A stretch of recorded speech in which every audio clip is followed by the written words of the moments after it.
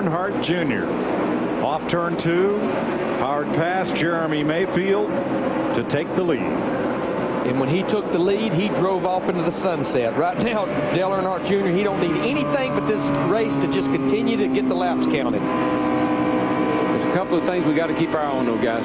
That 9 car is not too far behind the 19, and he is closing in a hurry. Quaker State aerial coverage. Junior, bottom of your screen. Mayfield at the top. There's Jeremy and Casey Kane closing in. Dick Berggren with Casey Mears. Yeah, he's behind the wall. Engine let go. You guys had a great run last week. Best run of your career today. How has this team come together so well? It's just awesome. You know, Target Shifting Nasty Racing has given me everything we needed to go run good. Unfortunately, we had a motor problem today, but we've been pushing Ernie Elliott Engine, those guys to give us what they got, and they've been doing that. And, with getting more horsepower and developing and learning, you're going to have problems, and my hat's off to them because they've really made some good horsepower. We just got to get back at it and try to figure out how to make them live just a little bit longer.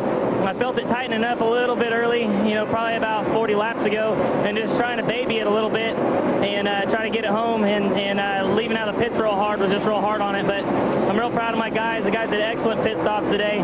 We got a good race team, and I'm ready to go next weekend. And this fella showed him a lot today, Mike Joy. He had a great run going. And just like Jeff Hammond pointed out, get to that last 50, 75 miles. And remember, a lot of these guys put 100 miles on their engines yesterday. It starts to show up. And trust me, these guys are still thinking hard about that these final 10 laps. Race teams are like chains. You stretch them, see what breaks. When that breaks, you fix it. Then you stretch them some more until you get all the links as strong as they need to be. Well, I know what continues to stretch out. Dale Earnhardt Jr. in that 8 car, his lead. Right now, he's in a league of his own. He's in the 30-90s. The closest thing to him is Jeremy Mayfield in the 19 car in second at a 31-20. He's beating these guys 3/10 a lap. High marks, though, to the Evernham team because as a team, they have the best performance of the day. Yes, Junior is leading. His teammate, Michael Waltrip, though, is way down the list, 25th. Yeah. Evernham's cars are second and third. The Hendrick cars are fourth. That would be Jimmy Johnson. 10th, Jeff Gordon. And 20th, Brian Vickers. The Penske cars, Newman's great. Rusty wasn't. The Roush cars, Biffle and Kenseth in the top 10. The Gibbs cars, Stewart in 8th, Bobby Labonte way down the chart, and so on. It's really been an up and down day for most of these race teams except Ray Evernham. He has them both right there, and they've been there for most of the day. Greg Biffle, Tony Stewart, this is 7th place, about 14 seconds behind the leader. And this is 2 cars that earlier in the day looked like they were going to be the car of the beat all day long. Again, I think the big turning point for Tony Stewart, the 20 car, was when he got that left front fender beat in by Dale Earnhardt Jr. here on the front stretch. Never could recover from that. Plus, I think the racetrack changed. The racetrack changed too, but I was surprised they didn't react to that quicker because we saw it from up here. It looked pretty serious. It took them a while before they recognized that.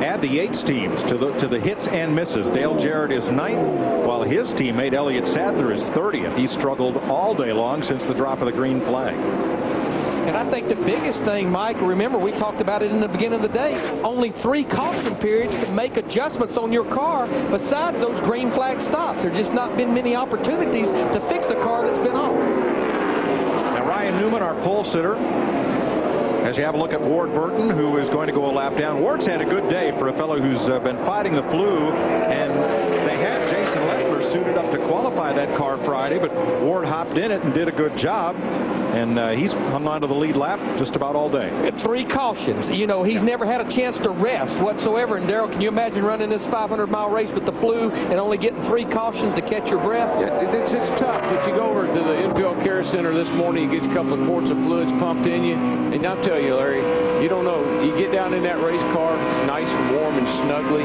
and you don't even think about feeling bad. You just drive the wheels off of it. You forget about a lot of things. Yes, sir. You just in your own little world. 4 to go.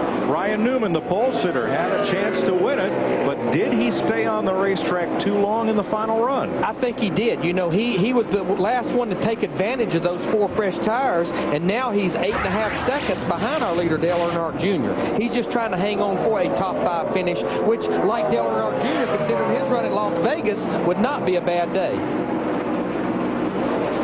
Matt Kenseth had a good day. It turned pretty ugly when he spun that car getting onto pit road, but boy, have they rebounded. Yes, they have. Not to the degree I think they would like to, but they have rebounded nicely. For the hole they dug themselves, Darrell, they filled it in nicely. That's what they do the best. They continue every time they have a problem, they are able to overcome it and overcome it at the racetrack today. Kenseth is 6th of 12 cars on the lead lap as Dale Jr. continues to click off laps right on 31 seconds flat. 2 to go. 2 to go, and he has a pretty clear racetrack in front of him. I think he just needs to make sure he hits his marks and keeps his nose clean here for about a lap and a half. Yeah, he's got her on cruise right now, and a high rate of cruise, I might add. He's opened up 3.5 seconds on Jeremy. He hasn't backed off any. He keeps on hammering. And you know, guys, last week we stood up here in this booth and we questioned, okay, is this now showing an inconsistency of championship form? When you come back from a run like last week to possibly win this race as we have 1 to go, yes, that shows championship contention. Car really, it's awesome right now. That's as good as it gets. He's right out there rim riding. And that was the key to Matt Kenseth last year. Make the car better as the day goes on so that the car is at its best at the end of the day. Yeah, and they've done that today with Junior's car all day long. They just kept improving, and the weather came to them too, I believe. Dale Earnhardt Jr. wins the Golden Corral 500, climbs to 3rd in the point standings as he notches his 11th career victory and his 5th on a non-restrictor plate racetrack. And Darrell, you mentioned 122,000 people. I think all of them was standing up as he came across the finish line. Jeremy Mayfield comes on 2nd, Casey Kane 3rd, Jimmy Johnson 4th, and Ryan Newman 5th. Geez, bad week for Casey Kane. He dropped to 3rd. That's the kind of bad week I'd like to have. They've been racing here since 1960. Dale Earnhardt Jr. has just become the 38th different driver to drive to victory lane in a Cup race at Atlanta.